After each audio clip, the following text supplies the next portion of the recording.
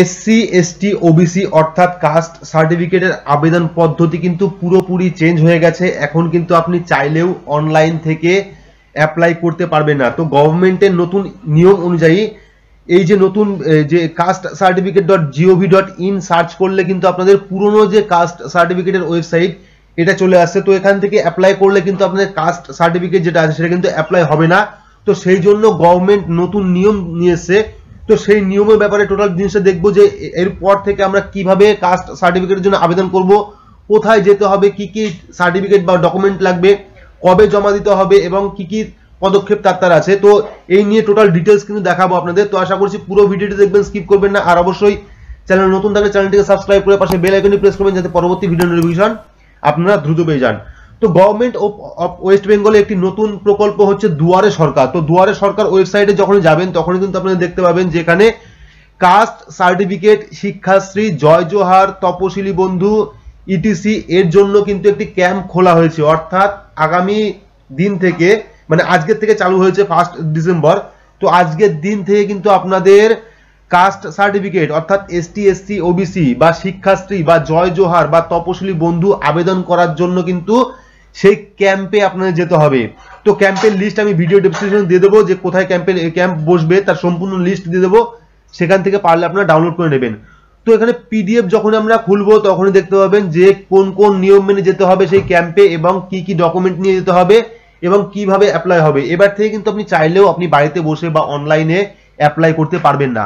তো এর জন্য কিছু ম্যানুয়ালি কতগুলো নিয়ম বেঁধে দেওয়া হয়েছে এখানে। তো আমরা নিচের দিকে আসবো। তো এখানে দেখুন অনগ্রসর শ্রেণী কল্যাণ ও আদিবাসী উন্নয়ন দপ্তরের যে সুবিধাগুলি দেওয়া হবে সে সম্বন্ধে পদক্ষেপের সুনির্দিষ্ট রূপরেখা। অর্থাৎ এখানে দেখুন জাতিগত শংসাপত্র প্রদান, নতুন আবেদন অর্থাৎ কাস্ট সার্টিফিকেটের নতুন আবেদন।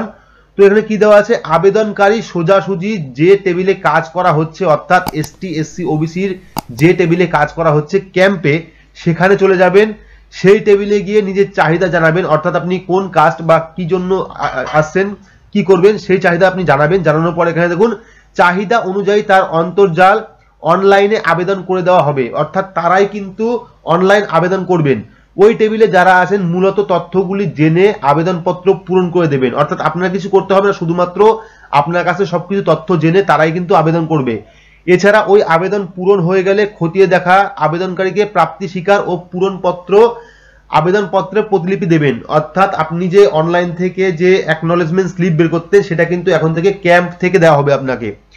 তো এখানে কি লেখা আছে, যদি আবেদনকারীর কাছে অন্য তথ্যাদি থাকে এবং বাবার দিক থেকে কোনো শংসাপত্র থাকে যাতে করে ওই আবেদনকারীকে নির্দিষ্টভাবে তপশিলি জাতি বা আদিবাসী হিসেবে চিহ্নিত করা যায়, তাহলে তার আবেদনটি মহকুমা শাসক বা ডিডব্লিউও কলকাতার কাছে শংসাপত্র দেওয়ার জন্য সুপারিশ করে পাঠানো হতে পারে। তো এখানে অন্যান্য অনগ্রসর জাতিভুক্ত আবেদনকারী ক্ষেত্রে ক্রেমি লেয়ার এ না থাকার নথিটা এক্ষেত্রে খতিয়ে দেখা হবে সেই নথি ঠিক থাকে এবং অগ্রসর জাতিভুক্ত বলে আবেদনকারীকে চিহ্নিত করা যায়, তাহলেও তার আবেদনটি কিন্তু সুপারিশ করে দিতে পারবে। অর্থাৎ আপনার পরিবারের ফ্যামিলিতে যদি কারো কাস্ট সার্টিফিকেট থাকে সেক্ষেত্রে আপনি সেই কাস্ট সার্টিফিকেট নিয়ে এবং আপনার নির্দিষ্ট ডকুমেন্টস নিয়ে গেলে পরে কিন্তু সেখান থেকে আপনারা কাস্ট সার্টিফিকেটের জন্য আবেদন করতে পারবেন। তো আমরা নিচে আসবো। তো এখানে দেখুন কি লেখা আছে, যদি ইন্টারনেট শ্যাডো জায়গায় শিবির হয় তাহলে আবেদনপত্র ছাপিয়ে নিতে হবে। অর্থাৎ যদি যে এলাকায় ইন্টারনেটটি স্লো চলে সেই জায়গায় কিন্তু আপনার যে ডকুমেন্টসগুলো আছে সেই ডকুমেন্টসগুলো কিন্তু জেরক্স করতে হবে। তো আবেদনকারীকে ওই আবেদন পূরণ করিয়ে অফিসে ফেরত এসে অন্তর্জালের মাধ্যমে মানে অনলাইনের মাধ্যমে আপলোড করতে হবে। অর্থাৎ সমস্ত ডকুমেন্ট কিন্তু আপনাকে স্ক্যান করে নিয়ে যেতে হবে বা জেরক্স করে নিয়ে যেতে হবে। সেই জেরক্স নিয়ে আপনি সেই ক্যাম্পে যাবেন। ক্যাম্পে গেলে পরে কিন্তু আপনাকে সেখান থেকে সেই ডকুমেন্টস নিয়ে নেবে এবং তারাই কিন্তু সেখান থেকে আপলোড করে আপনার ফর্মটি পূরণ করবে।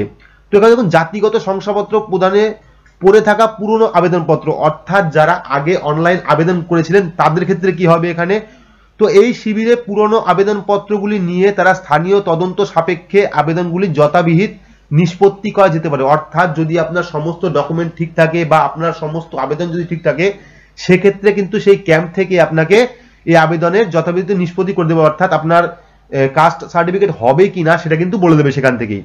তো এখানে দেখুন এটা পেনশন প্রকল্প, জয় জোহার প্রকল্প এবং জয় বন্ধু প্রকল্প যেগুলো ছিল তার ব্যাপারে বিস্তারিত আছে। তো আমি এটা নিয়ে আসছি না, আমি যেহেতু কাস্ট সার্টিফিকেট নিয়ে বলছি, সেক্ষেত্রে এখানে কাস্ট সার্টিফিকেট যেটুকু বললাম, মানে আপনাদের এখন থেকে কিন্তু বর্তমানে আপনাদের যে ক্যাম্প বসবে, অর্থাৎ দুয়ারে সরকার যে ক্যাম্প, সেই ক্যাম্পে গিয়ে কিন্তু আপনাদের যে কাস্ট সার্টিফিকেট সেই জন্য কিন্তু আবেদন করতে হবে। তো আশা করছি পুরোটা বোঝাতে পেরেছি। যদি ভিডিওটি ভালো লাগে তাহলে অবশ্যই লাইক করবেন, চ্যানেলটিকে সাবস্ক্রাইব করে পাশে বেল আইকনটি প্রেস করবেন।